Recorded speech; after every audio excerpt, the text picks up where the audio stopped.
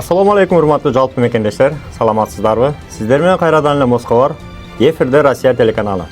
Бүгүнкү окуялар, жаңылыктар, кабарлар менен тааныштырып өтөбүз. Бүгүн 16 апрель, шейшемби. Иш күнүңүздөр ийгиликтүү, жакшы улансын. Чыгарылышта даттагыдай эле Бишкектеги валюталар курсунан баштайбыз. Бүгүн 16 апрель курстар төмөндөйгүчө. Америка доллары сатып алуу 89 сом 30 тыйын, сатуу 89 сом 80 тыйын. Евро сатып алуу 94 сом 50 тыйын, сатуу 96 сом. Рубль сатып алуу 93 тыйын, сатуу 95,5 тыйын. Казак теңгеси сатып алуу 18 тыйын, сатуу 20,5 тыйын. Москвада болуп өткөн окуялар жана кабарлар менен тааныштырабыз. Бизди колдоп лайк басып, каналга каттала кетиңиздер, анткени ар күнү жаңылыктардан биринчи болуп угуп турасыздар. Кээ-бир полиция кызматкерлерине акыркы күндөрү Кудай берип, өзүн жөн эле асмандан түшкөн бессмертныйдай сезип алгандар болууда. Тилекке каршы көпчүлүк окуялар билинбей калууда. Ал эми бул видеону кошуналар тартып калбаганда билинбей деле калат болчу. Полициянын эки кызматкери белгисиз адамды жерге жаттырып алып, катуу тепкилегени соц тармактарда тарап кетти. Көрүп тургандай, футбол тобундай адам ордуна көрбөй тепкилеп, андан ары машинасына чыгып, кымырабай кетип калышты. Тепки жеген адам бир топ убакытка муздак асфальтта эсин жоготуп жаткан. Бул полиция кызматкерлерин сөзсүз кармап жазага тартылат деген ишеничтебиз.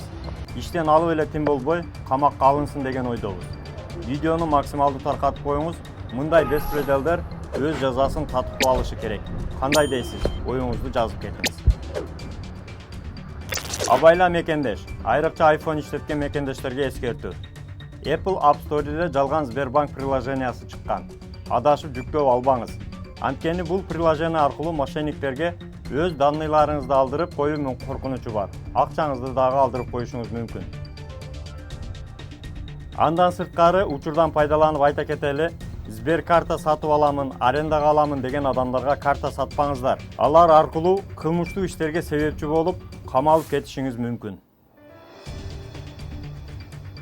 Москвадагы массалык мушташка кыргызстандыктар катышкан жок деп билдирди Тим. Москвадагы массалык мушташка катышкан мигранттардын арасында Кыргызстандын жарандары жок. Бул тууралуу Тышкы иштер министрлигинин басма сөз кызматы билдирди. Орусиялык басылмалар 14 апрелде Москвадагы метроном турак жай комплексинин курулушунда эмгек мигранттардын ортосунда массалык мушташ болгонун жазып чыгышты. Россиянын тергөө комитетинин Москвадагы башкы тергөө башкармалыгы бейбаштык беренеси боюнча кылмыш иши козголгонун билдирди. Бул массалык мушташта катышкан мигранттардын арасында кыргызстандык жарандар жок. Таксисттерге эскертүү. 16 апрелден 19 апрелге тарта Москва ГИБДДсынын тарабынан рейд өткөрүлөт. Бул рейдтер жасалма правалар боюнча текшерилет. Документтерди тактап, жол эрежелерин сактап жүрүңүздөр. Таксист мекендештер группаларга таркатып коюңуздар. Андан сырткары мезгил менен катуу шамалдар болуп өтөт. Машиналарды кооптуу жерлерге, дарактардын астына койбоңуздар. Жада калса кече күнү кээ бир райондордо мөндүр да жаап өттү. Ошондуктан өзүңүздөргө жакшы карап, аба ырайына жараша кийинип жүрүңүздөр. Ден соолукту жакшы караңыздар. Жакшы кабар менен бөлүшүп кетиңиздер. Москвада шашлык сезону ачылды. Эми шашлыкка чыккан расмий уруксат берилди.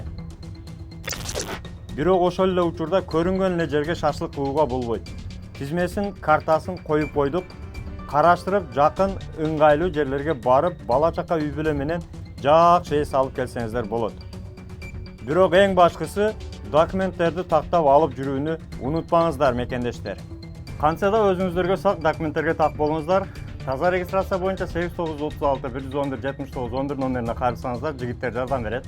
Ушул маалыматтар сиздерге пайда алып келди деген ойдобуз. Каналга катталып, лайк басып, тууган уру группалар менен бөлүшүп коюңуздар.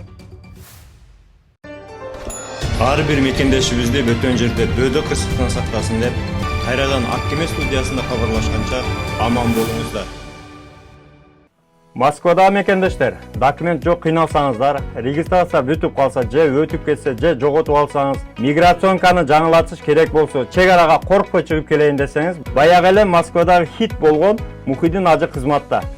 Өзү до конца айдайт, ашыкча акча албайт, документке жардам берип туурулайт, даже кыйналган мекендештерди бекер ташыйт.